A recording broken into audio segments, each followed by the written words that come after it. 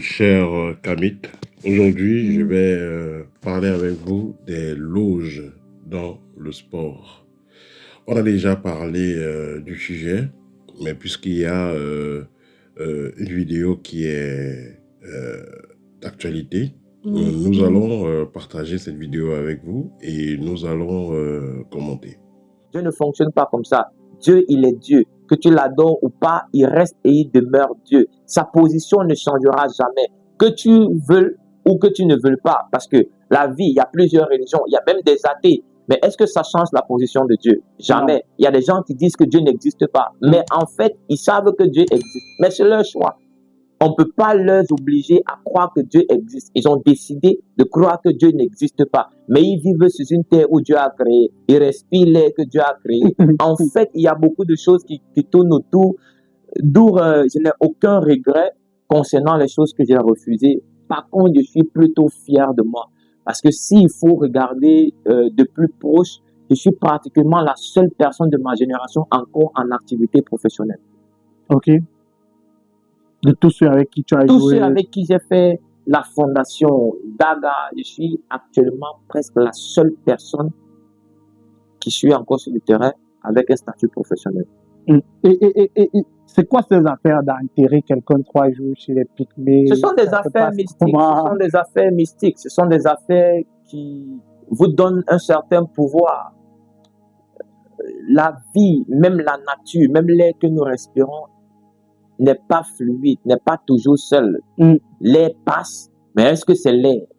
Parce qu'il est dit dans la Bible, Dieu souffla dans les narines de l'homme. Ça veut dire que l'air même que nous respirons est le souffle de Dieu. Et le souffle de Dieu, c'est un esprit. Ça veut dire que même le vent porte en lui un esprit. Donc, si on vous met dans cet endroit, c'est parce qu'on veut qu'il y a un certain esprit qui doit vous accompagner. Moi, je connais des footballeurs qui jouaient soit avec des alliances. Pas des alliances de mariage, mais avec des bagues bizarres. Ils doivent faire des bains. Ils doivent avoir soit un cori autour des reins. Ils doivent avoir soit un caleçon précis avec lequel ils doivent jouer. En fait, il y a toujours quelque chose qu'ils doivent avoir pour pouvoir faire une certaine performance. Parce que lorsque vous arrivez, ce n'est pas vous qui jouez. C'est ce qui a été en contact avec vous qui fait ce qu'on nous on voit à la télé. En fait, nous on vous voit seulement à la télé, mais on sait, vous savez ce qui est en train de se passer autour. C'est pas seulement dans le football, hein. Ouais, c'est dans pratiquement tous les aspects de la vie. Moi, j'ai connu à Daga, on avait un dirigeant qui était karatéka. Il nous avait expliqué son expérience, que quand il voulait faire un combat, il était capable de s'asseoir pendant 4 heures de temps sans bouger. Okay. Il invoquait un animal. Peu importe l'animal va apparaître. Mais le contrat, c'est que tu ne devrais pas bouger. Parce que si tu bouges, l'animal te tue. Okay. Donc, quand l'animal apparaît, imaginez quelqu'un qui doit prendre une posture pendant 4 heures de temps, sans rien dire, dans un silence absolu, mais devrait attendre l'arrivée d'un animal. Imaginez si vous invoquez le taureau. Le taureau arrive, vous devez rester zen. Et derrière aussi, on nous dit que dans certains clubs, par exemple au Cameroun, pour jouer dans ces clubs-là, tu as parlé des clubs où on impose certaines conditions. Pour jouer dans certains clubs-là, dans certains clubs, les veilles de match, les joueurs doivent aller faire des trucs. Bien sûr, bien sûr.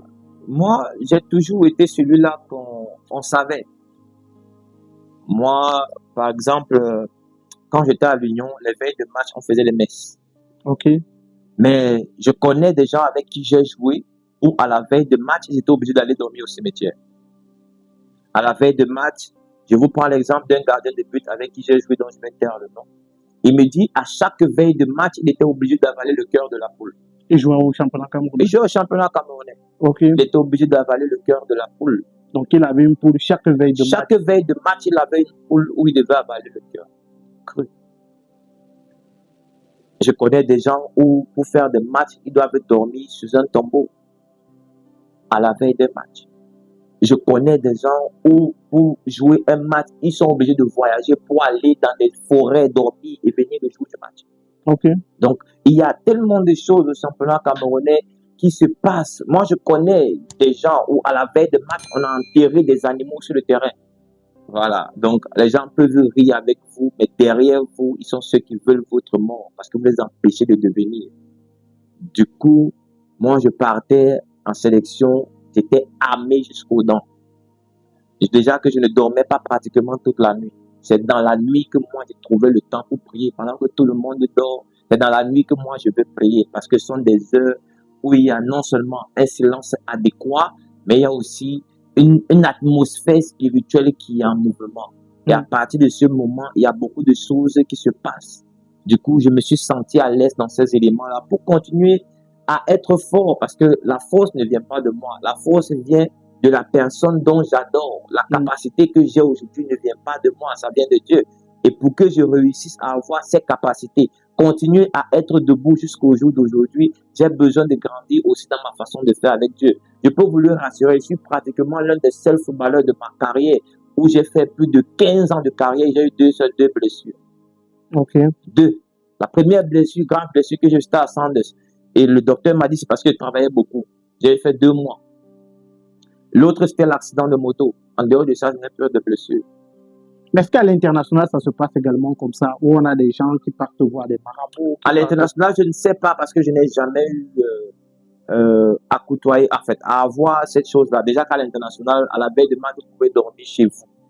Ok. Vous venez seulement le jour de match. Si vous jouez dans une ville haute, vous pouvez voyager ensemble, vous pouvez loger dans un hôtel et tout, et chacun a sa chambre. Vraiment, ça, à l'international, c'est différent. Mais je ne sais pas comment chacun prépare son match. Donc, je ne pourrais pas vous dire. Toujours est-il que chacun prépare son match à sa façon. Parce qu'un match n'est pas toujours un match. Le football, c'est un jeu, mais avec un esprit. Alors, ici, donc, il s'agit d'un jeune homme qui est un footballeur professionnel et qui raconte qu'au long de sa carrière, il a eu à être face à des situations dans lesquelles on lui proposait d'entrer dans les loges. Et il a toujours eu la force de décliner ces différentes propositions. Et en fin de compte, il a réussi néanmoins, malgré ces obstacles-là, il a réussi néanmoins à atteindre ses objectifs, c'est-à-dire être un footballeur professionnel et avoir une vie stable. Vous savez, le monde du sport, plus précisément, que ce soit le football, que ce soit le basketball, sont des mondes assez compliqués. Dans ces domaines, il y a généralement des propositions qui sont faites. Parfois, quand vous voyez même déjà un club de football, ou un club de basket, ou un club de sport, certains clubs ont des logos déjà qui parlent. Vous voyez le logo du club, il y a déjà des symboles initiatiques, des symboles mystiques, qui prouvent que ceux qui sont dans ces clubs-là ne sont pas des enfants de cœur. Également, il faut comprendre que dans les clubs, il y a souvent des guerres énergétiques qui se jouent. Il y a de la magie qui est assez active. Il y a de la mystique qui est mise sur la table. Un club va jouer contre l'autre club. C'est clair, il y a le talent, mais également il y a de la magie qui est mise en action. Donc, que ce soit les logos, que ce soit les couleurs que vous allez voir dans l'emblème de certains clubs, rien n'est pris au hasard. Donc, entre les clubs, il existe des concurrences, non seulement sportives, mais également mystiques, mais également, il existe entre les coéquipiers, il existe généralement aussi des conflits. Vous êtes dans un poste, quelqu'un d'autre vaut votre poste, il pourra passer par des pratiques magiques pour pouvoir vous nuire. On a eu le cas des deux frères, les deux frères qui jouaient en France dans une équipe particulière là, le football. Voilà, une équipe assez populaire de football. Voilà, les deux frères là, je ne vais pas prononcer le nom. Voilà. Et il y a eu des dires selon lesquels les deux frères étaient en conflit dans le plan mystique. Voilà. que l'autre a pris la chance de l'autre, l'autre a pris le talent de l'autre, ainsi de suite. Voilà. Il faut seulement vous dire que c'est des choses qui sont réelles dans le monde du foot. Et il y a des personnes qui traversent des situations, elles ne peuvent pas en parler à n'importe qui, parce que c'est pas n'importe qui peut les apporter une solution. Il y en a qui vont penser que c'est la norme, il faut automatiquement entrer dans une loge pour pouvoir avoir un bon résultat sportif. Non, c'est pas, nous ne sommes pas d'avis. Vous savez, l'essentiel, la base dans le sport, c'est d'abord le talent, c'est d'abord le travail. Mais le travail, il bat le talent. C'est-à-dire que quelqu'un a le talent, il est supposé, disons, il a des aptitudes à mieux exercer dans un sport X ou Y, mais il ne s'entraîne pas assez. Dans ce cas, il sera battu par celui qui a moins d'aptitude à être bien dans le sport, dans ce sport-là, mais qui s'entraîne assez. Voilà. Quand vous avez des grands footballeurs comme Cristiano Ronaldo ou bien Eto'o, peu importe ce qu'on va dire, c'est des personnes qui, quand elles étaient, je parle par exemple d'Eto'o, quand il était